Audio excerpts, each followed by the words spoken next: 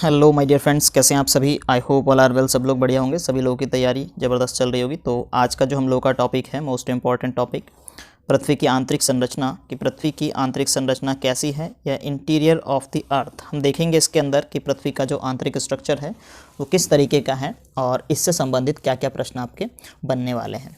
तो जनरली जो है कि हम पृथ्वी की आंतरिक संरचना का स्टडी इसलिए करते हैं क्योंकि आपके जितने भी मेन जो आपके डिजास्टर्स हैं जो इंटीरियर ऑफ द अर्थ से रिलेटेड हैं, या अंदर कोई ऊर्जा के ऐसे स्रोत हैं जिनके माध्यम से क्या हो सके, कोई आप एक नई एनर्जी प्रोड्यूस कर सकें, या और भी कोई भविष्य में होने वाली जो भी संभावनाएं, कई आपकी जो कि वैज्ञानिक संभावनाएं इससे बन सकती है यदि आप इंटीरियर ऑफ द अर्थ को जान लेते हैं तो। और साथ ही साथ डिजास्टर से बचा जा सकता है, ज्वालामुखी, भूकंप, सुनामी वगैरह जो डिजास्टर आते हैं इससे हम बच सकते हैं। तो इंटीरियर ऑफ द अर्थ की हम बात करेंगे तो अर्थ आप जो है कि आपको देखेंगे तो आपने अक्सर बेसिक ये चीज़ें तो पढ़ी होगी कि आपका जो अर्थ है, कभी कभी जो है कि कई बुकों में ये दे देते हैं कि आप उसको प्याज के छिलके से कंपेयर कर सकते हैं। प्याज की जिस तरीके से आपको अलग अलग लेयर्स मिलती है, ऐसी इसके अंदर आपको अलग अलग लेयर्स मिलती है। लेकिन प्याज के अंदर आपको बहुत सारी लेयर मिलेगी। इसके अंदर आपको जो है कि आप इसको जो है कि मेनली 3 लेयर्स में, और उसके बाद भी ये कुछ और छोटा छोटा और डिवाइड हो जाता है।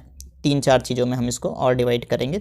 सभी लेयर्स के 2 पार्ट हम बाद में करके लगभग 6 लेयर में हम इसको स्टडी करेंगे मेनली। तो अब हम बात करते हैं कि सबसे पहले आपका जो एक बेसिक कॉन्सेप्ट, बेसिक क्वेश्चन बनता है कि जब आप इंटीरियर ऑफ द अर्थ को जानने जा रहे हैं तो आप पृथ्वी के अंदर किसकी जो डेप्थ है वो लगभग कितनी है। तो ये आपको देखेंगे 2 क्वेश्चन मिलेंगे आपको अलग अलग। कहीं पर आपको देखने को मिलेगा 6371 किलोमीटर, और कहीं पर आपको देखने को मिलेगा 6370 किलोमीटर। तो ये दोनों ही सही हैं, ठीक है। जो पुरानी एनसीईआरटीज़ हैं उनमें जो है कि 6371 किलोमीटर है, और जो न्यू एनसीईआरटी आई है इसमें 6370 यानी 6370 किलोमीटर है, जो कि ये वाला भी वैसे ज़्यादा आप मान सके ऑथेंटिक तो ठीक है। लेकिन अगर ये भी दिया रहता है तो कोई गलत नहीं है, कन्फ्यूज़ नहीं होना है, दोनों के दोनों सही हैं, ठीक है। तो मेनली हम जो बात करेंगे आज इंटीरियर ऑफ द अर्थ में, वो हम देखेंगे कि किस तरीके से पृथ्वी के अंदर जो घनत्व है उसके आधार पर, या दाब के आधार पर, या फिर हम बात करेंगे कि चट्टानों की पदार्थ की अवस्था के आधार पर, घनत्व के आधार पर, दाब के आधार पर, या फिर हम देखेंगे इसके ताप के आधार पर, या फिर जो है कि उसके अंदर जो पदार्थ हैं पृथ्वी के अंदर उन पदार्थों की अवस्था के आधार पर हम पृथ्वी के इंटीरियर ऑफ द अर्थ को जानने वाले हैं कि अंदर आखिर क्या चीज़ है, पृथ्वी के कैसा है, ठीक है। तो इसको जानने के जो स्रोत हैं वो भी कई स्रोतों के माध्यम से आप इसको जान सकते हैं।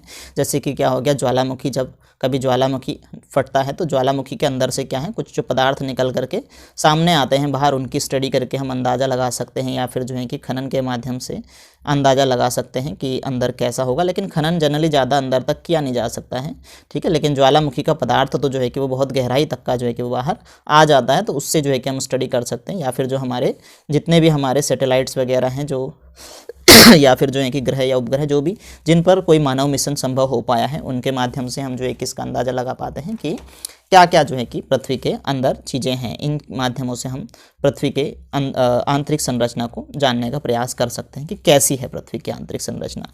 इसके अलावा अगर हम डेंसिटी के आधार पर बात करें, मेनली जो आपका जनरली हर कॉमन क्वेश्चन आपका जो पूछा जाता है वो घनत्व के आधार पर आपसे जो है कि पूछ लेते हैं कि घनत्व के आधार पर आप बताएंगे कि कितना जो है कि कौन सी लेयर में लगभग डेंसिटी रहती है। तो ये स्ट्रक्चर आपको जनरली सभी को याद होगा कि आपका जो है कि इसको हम ऊपरी हिस्से को क्रस्ट कह देते हैं, और बीच में जो है कि आपका मेंटल होता है, और नीचे आपका कोर होता है, ठीक है। तो जो क्रस्ट है आपका, क्रस्ट के आपसे पूछ ले कि इसका घनत्व कितना है, तो क्रस्ट का घनत्व लगभग जो है कि इसकी जो डेंसिटी है ये लगभग 2 से लेकर के 2.8 से लेकर के 3 ग्राम पर सेंटीमीटर क्यूब होता है, ठीक है, पर सेंटीमीटर क्यूब होता है। ऐसी जो है कि हम मेंटल का बात करेंगे तो मेंटल में लगभग जो है कि 3.5 से लेकर के 5 ग्राम पर सेंटीमीटर क्यूब के आसपास होता है, अबाउट है या लगभग है, ठीक है। और कोर की जो डेंसिटी है ये 11 से लगभग जो है कि वो 13 ग्राम पर सेंटीमीटर क्यूब है, ठीक है। तो ये लगभग क्यूब में है। तो ये इतनी जो है कि इसकी मानी जाती है कि डेंसिटी है। और एक बात ध्यान रखेंगे कि जैसे जैसे हम अर्थ में अंदर की तरफ को प्रवेश करते हैं, जैसे जैसे हम गहराई की तरफ को जाते जाते हैं, वैसे वैसे इसकी घनत्व में आप देख रहे होंगे कि इसमें आपको वृद्धि देखने को मिल रही है। पहले 2.8 था, ये 3.5 हो गया, यहाँ पर जो है कि 11 हो गया। तो लगभग जो है कि जैसे जैसे हम एक निष्कर्ष पर पहुँचते हैं इससे कि जैसे जैसे हम पृथ्वी के अंदर गहराई पर बढ़ते हैं तो वैसे वैसे आपको डेंसिटी में वृद्धि देखने को मिलती है। फिर आपसे पूछे कि भैया ये तो अलग अलग लेयर का हो गया। कभी कभी एग्जाम में ये प्रश्न पूछ लेता है कि भाई आप ये बताइए कि संपूर्ण जो आपकी क्रस्ट है पूरी जो अर्थ है, पूरी अर्थ का लगभग जो है कि कितना है, पूरी अर्थ का घनत्व कितना है, ये एक कॉमन क्वेश्चन आपसे पूछा जाता है। तो पृथ्वी का औसत घनत्व आपसे पूछ ले कि पृथ्वी का औसत घनत्व कितना है, ये बताइए। तो यदि आपसे पृथ्वी का औसत घनत्व कोई पूछ लेता है तो आप कहेंगे अबाउट 5.5 ग्राम सेंटीमीटर क्यूब जो है कि इसका पर ग्राम सेंटीमीटर क्यूब, ये लगभग जो है कि माना जाता है किसका, पृथ्वी का औसत घनत्व। ठीक है, इसके बाद आपका अगला आ जाता है कि जैसे जैसे ताप की अगर हम बात करेंगे कि ताप के आधार पर हम देखते हैं कि जैसे जैसे आप अंदर को जाते हैं, जैसे जैसे आप पृथ्वी के अंदर को बढ़ते चले जाते हैं, वैसे वैसे क्या होता है कि तापमान में वृद्धि जो होती है वो तो होती है, तापमान में अंदर को जाने पर वृद्धि होती है। लेकिन क्या होता है कि ऊपरी भाग में तापमान में जो वृद्धि है वो थोड़ा सा क्या होता है कि जब आप दो पार्ट्स में आप इसको देख पाएंगे अर्थ को ऐसे इस तरीके से, जब ऊपरी भाग में आप क्या होता है कि अंदर को तरफ को बढ़ते हैं जैसे जैसे, तो तापमान में वृद्धि जो है कि वो ज़्यादा होती है। लेकिन जैसे जैसे आप अंदर को और जाते हैं वैसे वैसे तापमान में आपको वृद्धि की जो स्पीड है, वृद्धि तो होती है लेकिन वृद्धि की स्पीड आपको कम देखने को मिलती है लगभग। ठीक है, यानी कि जैसे जैसे आप अंदर को बढ़ रहे हैं तापमान में वृद्धि तो हो रही है, लेकिन ऊपरी सतह पर आपका क्या है, तापमान में वृद्धि तेज़ी से होती है, और निचले जो हिस्सा है उसमें तापमान में वृद्धि क्या होता है, वृद्धि दर उसकी कम होती है। इतनी स्पीड से वृद्धि नहीं होती, वृद्धि तो होगी, पूरा आप अंदर को जाएंगे तो वृद्धि तो होगी, लेकिन वृद्धि की जो स्पीड है वो क्या होता है, तापमान में वृद्धि की स्पीड ऊपरी हिस्से में क्या होता है कि आप में तापमान की जो वृद्धि की स्पीड है वो तेज़ है, लेकिन उससे नीचे आप क्या होता है यहाँ पे भी तापमान में वृद्धि हो रही है, लेकिन यहाँ पर वृद्धि की स्पीड क्या है, थोड़ी सी कम है। वो इसलिए होता है कि जो ऊपरी भाग है पृथ्वी का, वो ऊपरी भाग जो है कि किससे बना हुआ है, यहाँ पर रेडियोधर्मी पदार्थ पाए जाते हैं। यहाँ रेडियोधर्मी पदार्थों की अधिकता के कारण, रेडियोधर्मी पदार्थों की अधिकता के कारण यहाँ पर क्या होता है, यहाँ पर तापमान बहुत तेज़ी से बढ़ता है। अंदर घुसने पे तापमान बहुत तेज़ी से बढ़ेगा, नीचे भी तापमान बढ़ेगा लेकिन उतना तेज़ी से, अपेक्षाकृत कम तेज़ी से बढ़ेगा, उतना तेज़ी से नहीं बढ़ेगा। ठीक है, यह आपका हो गया। इसके अलावा अच्छा एक प्रश्न आपका बनता है कि जैसे जैसे आप अंदर को जाते हैं ना, मेन क्वेश्चन तो आपका यहाँ से ये बनता है कि जो औसत वृद्धि दर है पृथ्वी की वो क्या होता है, औसत पृथ्वी की, ऐसी हेडिंग नहीं, इसको एक पॉइंट में हम लिख लेते हैं कि पृथ्वी की औसत वृद्धि दर, औसत वृद्धि दर प्रति 32 किलोमीटर नीचे जाने पर 1 डिग्री सेल्सियस तापमान में वृद्धि होती है।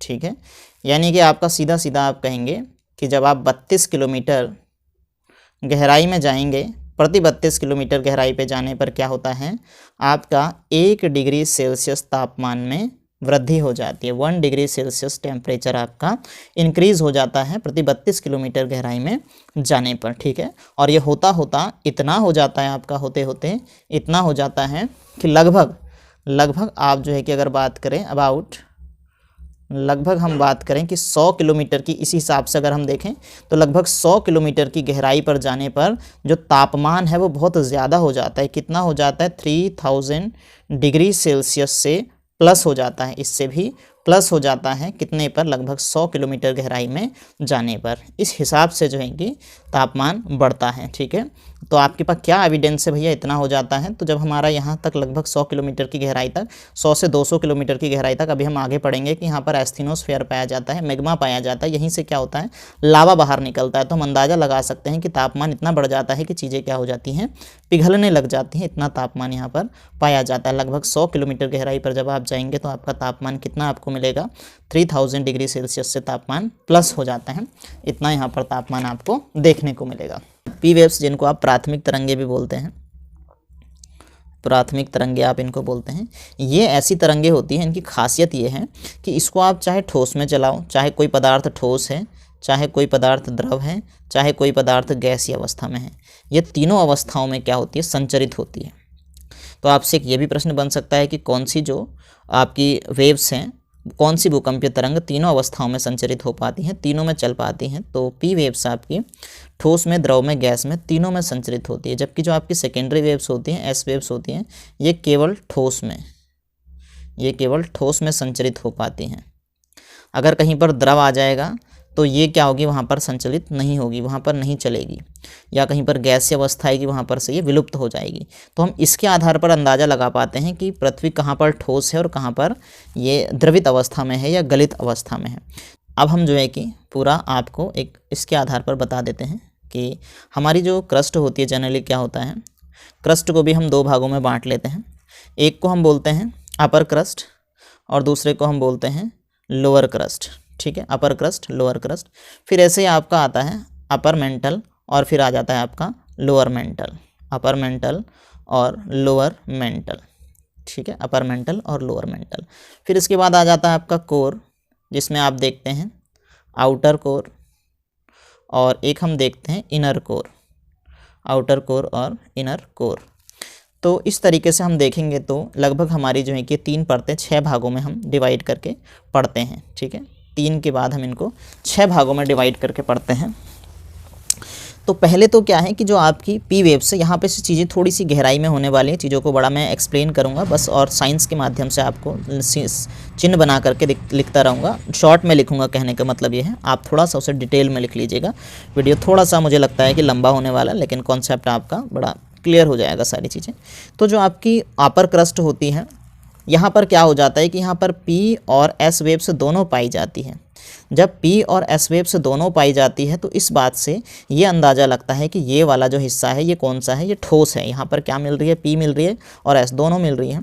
तो पी की प्रेजेंस से सीधा सीधा ये बताती है कि ये क्या है, ठोस है। फिर जैसे हम थोड़ा सा और नीचे जाते हैं तो और नीचे जाने पर लोअर क्रस्ट पे भी हमको क्या मिलती हैं, ये दोनों की दोनों मिलती हैं, यानी कि पी और एस दोनों मिलती हैं। जब पी और एस दोनों मिलती है तो इससे हमें ये पता चलता है कि क्या है, कि यहाँ पर आपकी ये भी ठोस है, क्योंकि यहाँ पर पी और एस दोनों हैं, ठीक है।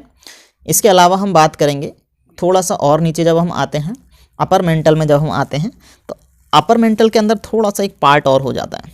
अपर मेंटल के अंदर थोड़ा सा एक पार्ट और हम ऐड ऑन कर लेते हैं कि अपर मेंटल का थोड़ा सा जो ऊपरी हिस्सा है, ये थोड़ा सा ऊपरी हिस्सा, यहाँ पर तो आपको क्या मिलती है, पी एंड एस दोनों मिलती है। मतलब कि अपर मेंटल का ऊपरी हिस्सा, अपर मेंटल भी थोड़ा सा और बटा हुआ है, अपर मेंटल को भी हम एक पार्ट में और बांट देते तो अपर मेंटल का, यानी कि जो आपका लोअर क्रस्ट है उससे थोड़ा सा नीचे तक का हिस्सा जो है कि ये भी आपका ठोस है। और जो अपर मेंटल है, अपर मेंटल का जो मेन पोर्शन होता है, यहाँ पर आपकी क्या होती है, यहाँ पर आकर के आपकी जो पी वेव से हैं, यहाँ पर केवल और केवल आपको कौन सी दिखाई देती है, पी वेव्स दिखाई देती है। यहाँ से एस वेव्स तो पूरी तरह से एस वेव्स क्या हो जाती है, यहाँ पर एस वेव्स डीलोकेटेड हो जाती है, डीलोकेटेड हो जाती है। मतलब यहाँ से एस वेव्स गायब हो गई, यहाँ पर ओनली आपको पी दिखाई देगी, ओनली पी वेव्स मिलती है कहाँ पर, आपके अपर मेंटल में। और जहाँ पर ये केवल पी वेव्स मिलती है, इसका मतलब क्या है कि यहाँ से एस तो गायब हो गई, एस डीलोकेटेड हो गई। एस डीलोकेटेड होने का मतलब है कि यहाँ पर ठोस चीज़ आपको नहीं दिखाई देगी, क्योंकि एस गायब हो गई। एस गायब हो गई तो मतलब क्या है, एस केवल ठोस में चल पाती है, यहाँ पर ठोस नहीं है। मतलब केवल पी मिल रही है, पी मिलने का मतलब ये है कि यहाँ पर ठोस नहीं है। अगर ठोस होता तो एस भी मिलती, जैसे यहाँ पर आपका ठोस है तो आपको पी एस दोनों मिल रही है, पी एस दोनों मिल रही है, ठीक है। पी तो तीनों में चलती है, पी को तो कोई दिक्कत नहीं है, ठोस हो, द्रव हो, गैस हो, सब जगह। लेकिन मेनली एस है आपका, ये एस जहाँ दिखाई दे रहा है वहाँ ठोस है समझ लो। और यहाँ पर से एस गायब हो गया, एस गायब हो गया यहाँ पर, कहाँ पे, अपर मेंटल में से एस गायब हो गया। इसका मतलब यहाँ पर जो है कि ठोस नहीं है। यहाँ पर चीज़ें कैसी हैं, यहाँ पर चीज़ें गर्म गलित अवस्था में है। यहाँ पर चीज़ें कैसी हैं, यहाँ पर चीज़ें गर्म गलित अवस्था में है, ठीक है। यहाँ पर चीज़ें गर्म गलित अवस्था में है, कहाँ पर, अपर मेंटल में। फिर जैसे ही आप थोड़ा सा नीचे को आते हैं, मैं इसको थोड़ा सा साफ कर लेता हूँ चीज़ों को। जैसे ही आप क्या होता है कि थोड़ा सा और नीचे को आते हैं तो आपको फिर से लोअर मेंटल में आपको पी और एस दोनों दिखाई देती हैं, ठीक है।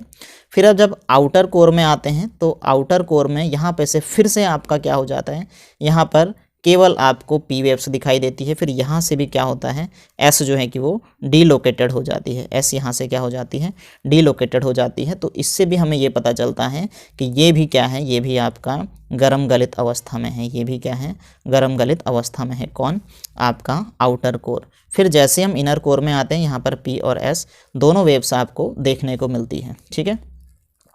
तो इससे हमें ये पता चलता है कि जहाँ पे भी आपको एस वेव गायब हो गई, उसका मतलब जो है कि एस वेव गायब होने का मतलब ये है कि यहाँ पर चीज़ें तरल अवस्था में है, ठीक है। यहाँ पर चीज़ें तरल अवस्था में है, गर्म नहीं, वो सॉरी ठोस नहीं है, ठीक है।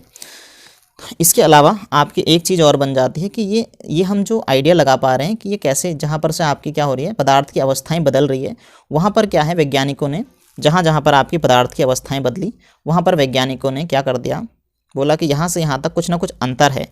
तो इस अंतर को जो फाइंड करने वाले कुछ वैज्ञानिक थे, उन्होंने बोला यहाँ से यहाँ तक चीज़ें अलग हो रही हैं।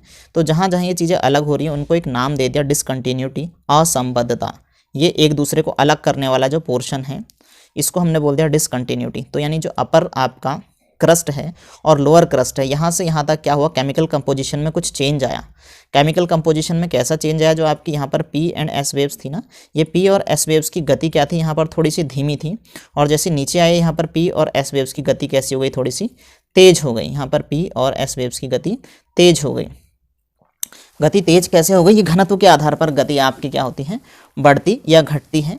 तो यहाँ पर बोला कि जो घनत्व है वो भी केमिकल कंपोजिशन के अकॉर्डिंग है। आपको ज़्यादा डीप जाने की जरूरत नहीं है, बहुत गहराई में जाएंगे तो बहुत लंबा हो जाएगा। बस इतना समझ लीजिए कि यहाँ से आपको देखने को मिलेगा कि घनत्व में और केमिकल कंपोजिशंस में थोड़ा थोड़ा आपको चेंज देखने को मिलता है।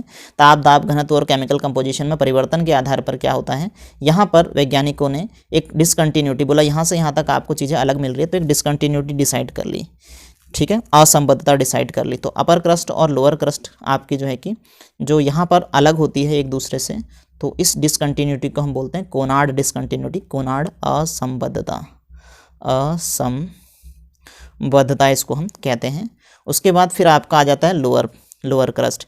फिर लोअर क्रस्ट और अपर मेंटल में भी कुछ अंतर है, यहाँ से भी कुछ चेंज देखने को मिलता है। तो फिर इसको जो डिसकंटिन्यूटी अलग करती है, इसको एक मोहोवैज्ञानिक ने इस बात को साबित किया, और उससे उन्होंने ही जो है कि इस बात का पता लगाया। तो उनका नाम था मोहोरोविक, तो उन्हीं के नाम पर इसका नाम पड़ गया मोहोरोविक डिसकंटिन्यूटी। उसके बाद ऐसे ही आपका जो अपर मेंटल है, और जो है कि आपका यहाँ पर से मैंने लेयर थोड़ा सा मिक्स हो गई हमारी, ये एक लेयर और बनेगी। ये आपका क्या हो गया, अपर क्रस्ट हमने देख लिया था। अपर क्रस्ट के बाद हमने देखा अपर क्रस्ट और लोअर क्रस्ट को कोनार्ड ने अलग किया। फिर उसके बाद में आपका आ गया अपर मेंटल और लोअर मेंटल। तो अपर मेंटल और लोअर मेंटल के बीच में एक डिसकंटिन्यूटी पाई जाएगी आपकी, इसको हम क्या बोलते हैं, रेपेटी डिसकंटिन्यूटी। कहीं पर रिपीटी, कहीं पर रेपेटी डिसकंटिन्यूटी देखने को मिलेगा आपको। फिर क्या हो जाएगा आपका, यानी कि आपका लोअर मेंटल और आपका आउटर कोर, इसको अलग करने वाली जो डिसकंटिन्यूटी है इसको हम बोलते हैं गुटेनबर्ग डिसकंटिन्यूटी, गुटेनबर्ग डिसकंटिन्यूटी।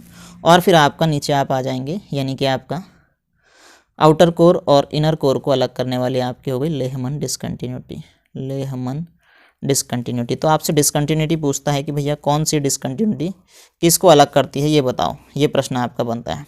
ठीक है, तो हम इनको जो याद रखेंगे, याद रखने के लिए हम इसको कर सकते हैं CMRGL करके हम इसको याद रख लेंगे। कौन किसको अलग कर रहा है, कौन सी डिसकंटिन्यूटी, एक बार एक लाइन में हम लिख लेंगे, याद रखने के लिए आपको ईजी हो जाएगा कि आपका जो अपर क्रस्ट है और आपका कौन अपर क्रस्ट और लोअर क्रस्ट को जो अलग कर रहा है, इस डिसकंटिन्यूटी को हम क्या कहते हैं, इस डिसकंटिन्यूटी को हम कहेंगे कोनार्ड डिसकंटिन्यूटी, कोनार्ड असंबद्धता। इसके बाद हम बात करेंगे कि आपका जो लोअर क्रस्ट है, लोअर क्रस्ट और अपर मेंटल को जो अलग कर रहा है, इसको आप याद रखेंगे मोहोरोविक डिसकंटिन्यूटी। ठीक है, फिर अपर मेंटल एंड आपका लोअर मेंटल को जो अलग कर रहा है, इसको आप ध्यान रखेंगे रेपेटी डिसकंटिन्यूटी। ठीक है, फिर इसके बाद आप ध्यान रखेंगे कि आपका लोअर मेंटल और आपका जो आउटर कोर है, इसको अलग करने वाला आपका गुटेनबर्ग, और फिर आपका आउटर कोर और इनर कोर को अलग करने वाला ये आपका लेहमन डिसकंटिन्यूटी कहलाएगा। फिर इसके बाद हम देखेंगे आगे डिसकंटिन्यूटी अलग करने के बाद में थोड़ा सा जो आपका हो जाता है। इसके बाद हम देखेंगे कि किसको आप ज़्यादातर, आपका जो क्वेश्चन नॉर्मली ये भी बनता है कि क्रस्ट जो है कि आपका वो किससे मिलकर के बना है, या जो है कि आपका कोर किससे मिलकर के बना है, या आपका मेंटल किससे मिलकर के बना है। तो इसको भी हम थोड़ा सा एक बार ऐसे करके मैं आपको डिफ़ाइन कर देता हूँ हल्का हल्का, 1 बाय 1 हम चीज़ों को देख लेंगे कि जो आपका क्रस्ट है, ये तो हमारी डिसकंटिन्यूटी की बात करी हमने। तो अगर हम क्रस्ट की बात करेंगे तो एक एक करके मैं थोड़ा सा डीप इन चीज़ों को लेकर के चल लेता हूँ। पहले हम खाली क्रस्ट को देख लेंगे। तो हम क्रस्ट की बात करेंगे तो क्रस्ट की जो औसत मोटाई पूछी जाती है आपसे, वो कितनी है, लगभग जो है कि 35 से 40 के आसपास मानी जाती है। 35 to 40 किलोमीटर इसकी क्या मानी जाती है, औसत मोटाई मानी जाती है। ठीक है, एवरेज जो है कि इसकी जो मोटाई है, डेप्थ जो है कि एवरेज डेप्थ, ये लगभग 35 से 40 किलोमीटर मानी जाती है। ठीक है, और हम इसको क्या करते हैं, इसको हम 2 पार्ट्स में और बढ़ जाता है। एक तो हमारा होता है कॉन्टिनेंटल क्रस्ट और एक होता है आपका ओशियनिक क्रस्ट, यानी कि महाद्वीपीय क्रस्ट और आपका महासागरीय क्रस्ट। जो महाद्वीपीय क्रस्ट है ये थोड़ा सा आपका जो मेन होता है महाद्वीपीय क्रस्ट, यही आपका जो है कि 35 से 40 किलोमीटर के आसपास होता है, जबकि ओशियनिक क्रस्ट आपका लगभग 5 से 10 किलोमीटर के आसपास इसकी मोटाई होती है। ठीक है, और जो आपका ओशियनिक क्रस्ट बना होता है, ये ओशियनिक क्रस्ट किससे मिलकर के बना होता है, ये ग्रेनाइट से मिलकर के बना होता है। ग्रेनाइट एंड नीस इसकी मात्रा इसमें मेनली पाई जाती है। कभी आपसे पूछा जाता है कि ग्रेनाइट की चट्टानें कहाँ पाई जाती है, तो ये कॉन्टिनेंटल क्रस्ट में पाई जाती है। ठीक है, और जो आपकी ओशियनिक क्रस्ट है, यहाँ पर क्या होता है, यहाँ आपकी बेसाल्ट चट्टानें पाई जाती हैं। बेसाल्ट चट्टानें, कभी आपसे पूछ लेता है कि बेसाल्ट चट्टानें कहाँ पाई जाती हैं, तो ये आपकी ओशियनिक क्रस्ट में पाई जाती हैं। ठीक है, और इससे रिलेटेड क्या बनता है, क्रस्ट से रिलेटेड एक आपका प्रश्न बनता है कि आपको इसको हम क्या बोल देते हैं, इसको हम सियाल भी बोल देते हैं। जनरली सियाल हम इसको इसलिए बोलते हैं क्योंकि यहाँ पर सिलिका और एल्यूमिनियम की प्रधानता पाई जाती है। यहाँ पर आपकी सिलिका और एल्यूमिनियम की प्रधानता पाई जाती है। ठीक है, इसकी क्या पाई जाती है, प्रधानता पाई जाती है, जिस कारण से हम इसको सियाल भी बोल देते हैं, किसको, क्रस्ट को। फिर इसके बाद हम लोग बात करते हैं क्रस्ट के बाद में मेंटल की। तो जो आपका मेंटल है, मेनली मेंटल में क्या है, मेंटल को हम जो है कि प्रावार भी बोलते हैं। इसको हम क्या बोल देते हैं, प्रावार भी बोलते हैं, और पायरोस्फेयर भी बोलते हैं। इसको हम पायरोस्फेयर भी इसको बोला जाता है। तो इसको हम देखेंगे कि इसकी जो डेप्थ लगभग पाई जाती है वो आपकी 100 to 2900 किलोमीटर के आसपास इसकी गहराई पाई जाती है। ठीक है, इतनी इसकी क्या पाई जाती है, गहराई पाई जाती है मेंटल की। और लगभग जो है कि इसमें लगभग 100 से 200 किलोमीटर गहराई पर जाने पर क्या पाया जाता है, इसे मैं अलग से लिख देता हूँ कि लगभग जो है कि जब आप कहाँ जाएंगे, इसमें 100 से 200 किलोमीटर की गहराई पर जाने पर क्या होता है, यहाँ पर जो चट्टानें हैं वो गर्म एवं गलित अवस्था में पाई जाती हैं। गर्म गलित अवस्था में यहाँ पर जो चट्टानें हैं वो कैसी मिलेगी आपको, गर्म गलित अवस्था में यहाँ पर चट्टानें मिलती हैं।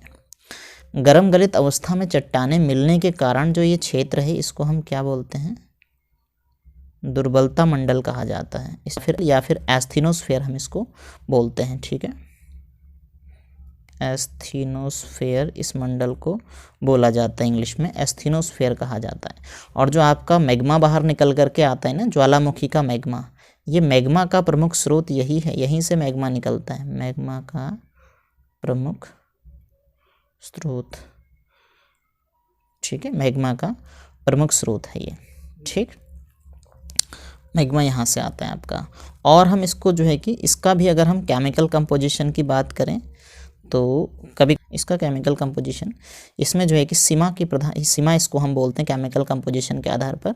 इसमें क्या होता है कि सिलिका और मैग्नीशियम की प्रधानता पाई जाती है। इसमें क्या पाई जाती है, सिलिका और मैग्नीशियम की प्रधानता पाई जाती है। सिलिका और मैग्नीशियम की प्रधानता पाए जाने के कारण इसको क्या बोला जाता है, इसको सीमा बोला जाता है। ठीक हो गया। इसके बाद आपका अगला आ जाता है केमिकल कंपोजिशन के आधार पर, हमने जब देखा ही तो अगला भी देख लेते हैं। कोर आपका जो है, कोर, ठीक है, कोर आपका जनरली क्या है, ये सबसे इंटीरियर पार्ट आपका कहलाता है, पृथ्वी के आंतरिक भाग आपका है ये लास्ट का। तो ये आपको पता ही है लगभग जो है कि कितना है अंदर, लास्ट आपका आ जाता है 6370, पूरा डेप्थ में लास्ट यही है आपका कोर। तो इसका जो आप केमिकल कंपोजिशन है, इसको आप जो है कि निफे कहते हैं, निफे।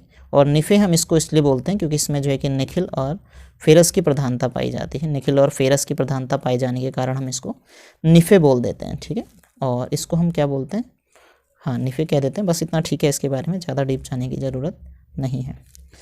तो इतना है। और एक बात ध्यान रखेंगे, हम जैसे जैसे क्या होता है गहराई में जाते हैं, पॉइंट लिख लेंगे कि जैसे जैसे हम क्या होता है, जैसे जैसे हम गहराई की तरफ को जाते हैं, गहराई में जाने पर क्या होता है, तापमान में वृद्धि होती है, वैसे वैसे क्या होता है, तापमान में वृद्धि होती है, ठीक है।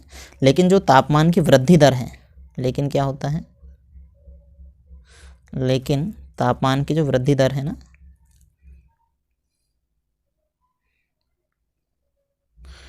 इसकी वृद्धि दर थोड़ी सी कम हो जाती है, वृद्धि दर घटती है। मतलब उतना स्पीड में तापमान नहीं बढ़ता अंदर को जाने पर, तापमान तो बढ़ता है जैसे आप अंदर को जाएंगे, लेकिन उसके तापमान बढ़ने की दर कम हो जाती है। ठीक हो गया, बस इतना ध्यान रखेंगे आप। अंदर जाने पर तापमान में क्या होता है, वृद्धि होती है। और कितनी कितनी वृद्धि होती है ये जनरली आपसे कभी कभी अगर पूछ ले, इसको लिखना चाहें तो 100 किलोमीटर की जब आप गहराई पर जाते हैं ना, तो तापमान तो सब बढ़ेगा ही बढ़ेगा, लेकिन वृद्धि की दर बदल जाती है। वृद्धि दर पे कभी कभी प्रश्न बन जाता है। तो 100 किलोमीटर की गहराई पर जाने पर जो वृद्धि दर है तापमान की पूरा लिखना, तापमान की आप एक लाइन में लिखना, यहाँ पर जगह कम है तो मैं इस वजह से ऐसे लिख रहा हूँ। तापमान की जो वृद्धि दर है ये लगभग 12 डिग्री सेल्सियस पर किलोमीटर होती है। यानी कि गहराई पर जाने पर 12 डिग्री सेल्सियस तापमान लगभग बढ़ गया 100 किलोमीटर पर। फिर जब आप 101 से आगे बढ़ेंगे 300 के आसपास में, 300 किलोमीटर के आसपास, तो आपको ये कितना मिलेगा, ये लगभग 2 डिग्री सेल्सियस पर किलोमीटर पर तापमान हो जाता है। और 301 से लेकर के आपका 6370 किलोमीटर तक जो है कि जो तापमान की वृद्धि दर है वो 1 डिग्री सेल्सियस पर किलोमीटर के आसपास हो जाती है। ठीक है, तो इतना नॉर्मली आपका ये तापमान वृद्धि दर है। ठीक है, कि किस स्पीड से तापमान बढ़ रहा है। इसके बाद मैं आपको पूरा एक जगह इसको समअप कर देता हूँ कि कितना जो है कि हमारा क्या है इसका। चलिए एक बार हम इसको एक जगह समअप करके देख लेते हैं। तो टोटल थिकनेस की अगर हम बात करें इंटीरियर ऑफ द अर्थ आपका हो जाएगा, एक जगह देखेंगे हमको कि ठीक है, interior of the earth total thickness की अगर हम बात करें तो लगभग 100 किलोमीटर इसका थिकनेस है। और इसमें भी हम देखेंगे कि जो आपका क्रस्ट है, क्रस्ट 2 पार्ट में हम लोग का डिवाइड है, अपर क्रस्ट और लोअर क्रस्ट। अपर क्रस्ट और लोअर क्रस्ट में भी हम देखेंगे, यानी कि क्रस्ट आपका 2 पार्ट में बटा है, अपर क्रस्ट, लोअर क्रस्ट। इसी के अलावा हम इसको कहते हैं ओशियनिक क्रस्ट और कॉन्टिनेंटल क्रस्ट। ठीक है, अपर क्रस्ट और लोअर क्रस्ट के बाद हम इसको देखते हैं ओशियनिक और जो है कि आपका कॉन्टिनेंटल क्रस्ट के रूप में भी हम इसको जानते हैं।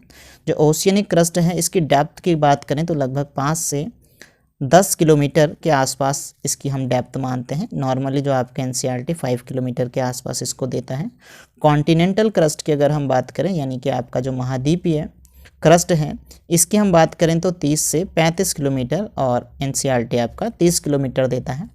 और इसको हम बात करते हैं कि इसमें किसकी प्रधानता पाई जाती है। ओशियनिक क्रस्ट में आपके बेसाल्ट की प्रधानता पाई जाती है। आपसे बेसाल्ट पूछा जाता है कहाँ पाया जाता है, तो यह आपका ओशियनिक क्रस्ट में बेसाल्ट की चट्टानें पाई जाती है। आपसे पूछा जाता है ग्रेनाइट कहाँ पाया जाता है, तो ग्रेनाइट आपका कॉन्टिनेंटल क्रस्ट में इसकी प्रधानता पाई जाती है। ठीक है, इसके अलावा हम देखेंगे फिर आपका जो अपर क्रस्ट और लोअर क्रस्ट है, तो इसमें क्या होता है कि अपर क्रस्ट और लोअर क्रस्ट में हमने देखा कि इसकी जो पी वेव्स हैं और एस वेव्स हैं, इस दोनों में आपको पी और एस दोनों वेव्स मिलती हैं।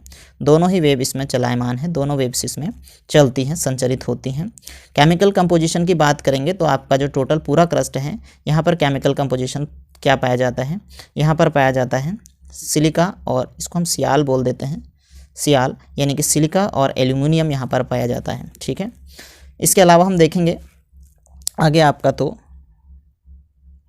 अगला आपका हो जाता है कि इसको एक अलग करने वाली एक डिसकंटिन्यूटी है, यानी कि यहाँ से यहाँ तक केमिकल कंपोजिशन आपको अलग देखने को मिलते हैं, घनत्व ताप दाब आपको अलग देखने को मिलता है, तो इसको हम कोनराड, ठीक है, या कोनार्ड डिसकंटिन्यूटी हम इसको बोलते हैं, कोनराड असंबद्धता इसको कहा जाता है।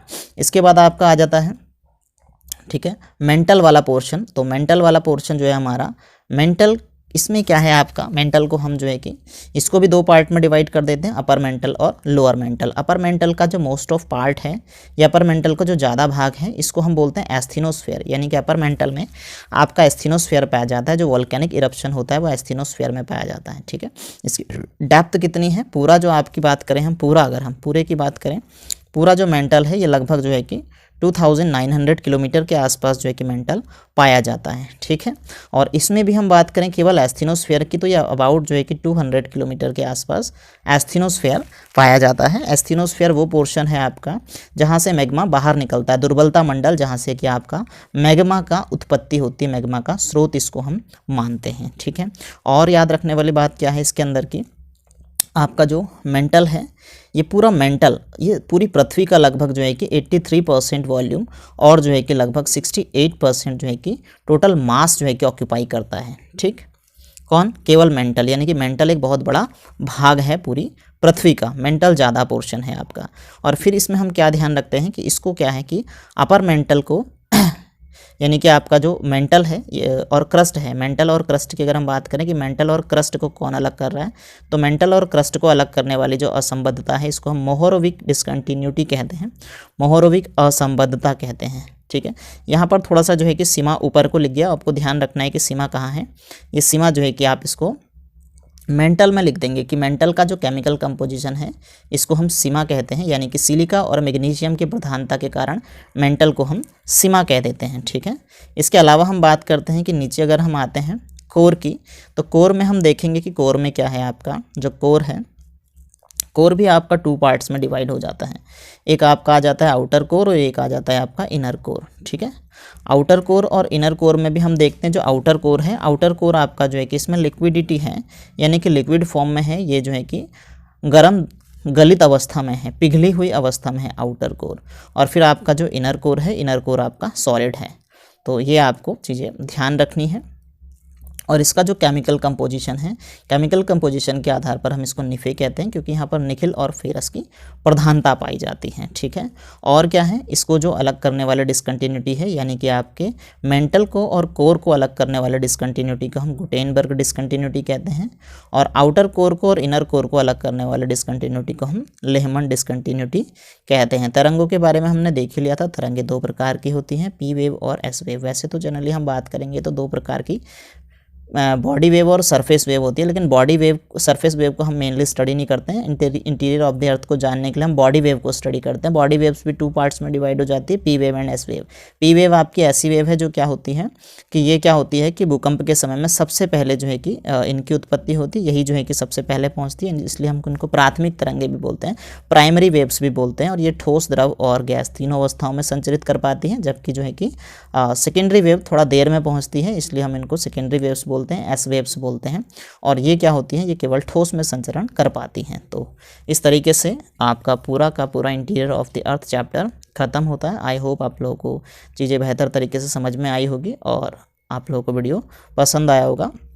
ये सारी चीज़ें, ये भी मैंने आपको थोड़ी देर पहले इससे एक्सप्लेन किया था कि आपका क्रस्ट क्या है और मेंटल क्या है और कोर क्या है। इसकी डेंसिटी आपसे एवरेज डेंसिटी पूछ ली जाती है। एवरेज डेंसिटी आपका कितना है, क्रस्ट की बात करेंगे तो 2.8 से लेकर के 3 जो है कि आपका 3 ग्राम सेंटीमीटर क्यूब है। ऐसे मेंटल का आपसे पूछे तो 3.5 से लेकर के और आपका 3.5 से 5 का भी आपका ये एवरेज है, कहीं पर थोड़ा सा ऊपर थोड़ा सा नीचे आपको देखने को मिल सकता है। 3.5 से 5 ग्राम सेंटीमीटर क्यूब और कोर का आपका जो है कि 11 से लेकर के 13 ग्राम पर सेंटीमीटर क्यूब होता है। और जैसे जैसे आप गहराई में जाते हैं, गहराई बढ़ती रहेगी तो वैसे वैसे क्या होता है, डेंसिटी भी बढ़ती रहती है, वैसे वैसे घनत्व भी बढ़ता रहता है।